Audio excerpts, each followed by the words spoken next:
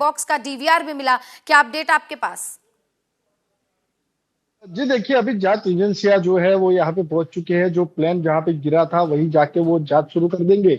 इसके अलावा जो बात करें तो जो लोग अंदर फंसे थे, जिनके शव बाहर निकाले गए हैं, उनके परिजनों के डीएनए टेस्ट करने की शुरुआत भी यहाँ पे कर दी गई है। साथों साथ जो लोग अंदर थे, उनके अलावा जहाँ पे प्लेन गिरा था वो डॉक्टर्स की भी अभी छानबीन शुरू है। आपको बता दें कि एनडीआरएफ की टीम और बाकी जो दमकल विभाग की टीमें हैं वो काम पे लगी हुई है।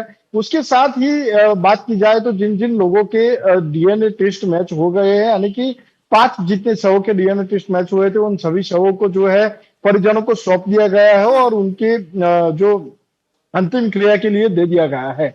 आपको बता दें कि फिलहाल अभी तक का जो घटनाक्रम यहाँ पे रहा उसमें कहीं ना कहीं 270 से ऊपर लोगों की जान चली गई है, ऐसी पुष्टि तंत्र की ओर से की गई है।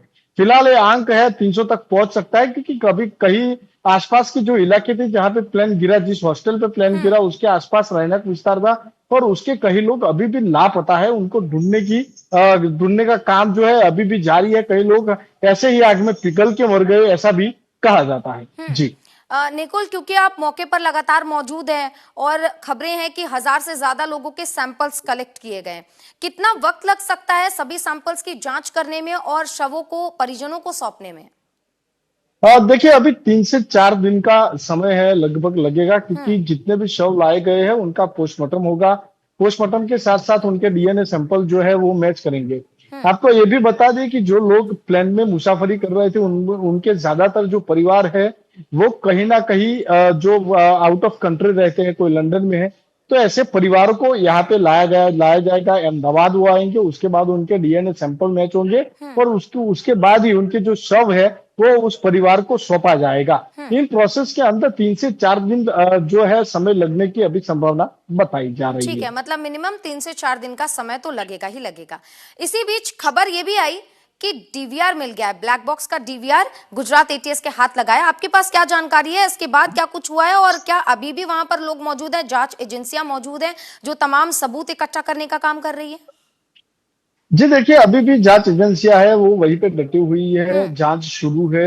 और गुजरात एटीएस को सबसे बड़ी सफलता मिली, क्योंकि जो प्लेन का ब्लैक बॉक्स होता है उसका जो डीवीआर है वो उनके हाथ लग चुका है और ये अहम सबूत माना जाता है, क्योंकि डीवीआर के जरिए ही पता चल पाएगा कि किस तरह से प्लेन का ये हादसा हुआ, किसकी गलती थी और जो पायलट की एटीसी के साथ क्या क्या बातचीत हुई वो सभी इस डीवीआर के माध्यम से पता चल जाएगा। इसी वजह से एटीएस वहीं पे मेहनत कर रही थी और उनके हाथ एक बहुत बड़ा इस सबूत जो है डीवीआर वो लग चुका है और डीवीआर की जांच के लिए वो आगे की कार्यवाही अब शुरू कर दी है। ठीक है, और जरा ये भी बताइए कि आज जो हादसे की जगह पे जो घटना स्थल था वहां पर ब्रिटेन की एक जांच टीम भी पहुंचने वाली थी, क्या वो टीम पहुंच गई है? जांच चल रही है एएआईबी के साथ मिलकर, या कब तक वो पहुंच सकते हैं अगर वो अब तक नहीं पहुंचे? तो क्या कुछ अपडेट है?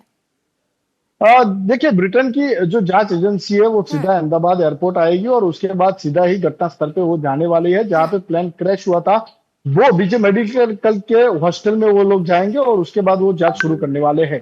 भारत की टीम भी उनके साथ ही इस जांच एजेंसी में जुड़ेगी। उसके साथ ही भारत सरकार और गुजरात सरकार की अलग अलग टीमें भी अहमदाबाद सिविल के अंदर मौजूद है। कई 4 जितने आईएएस अधिकारी और कई आईपीएस अधिकारियों को भी इनकी जिम्मेदारी दे दी गई है और वो भी अभी जांच कर रहे हैं। जो जो पैसेंजर वहीं पे बैठे थे, पायलट का क्या क्या कनेक्शन था, सभी एंगल से इसमें जांच अभी हो रही है। ठीक है निकुल, क्योंकि अभी भी राहत बचाव का कार्य जारी है, कितने लोग लापता हैं अभी भी जिनका कोई सुराग नहीं मिल पाया है, और ये जो मलबा चारों तरफ रिहायशी इलाके में फैला हुआ है और मलबा हटाने का काम भी जारी है, क्या आपको लग रहा है कितना समय इसमें लगेगा रास्ते को क्लियर करने में, और जो लोग लापता हैं उनका कब तक पता चल पाएगा, रेस्क्यू ऑपरेशन कब तक चलेगा, क्या कुछ चीजें सामने आ रही हैं?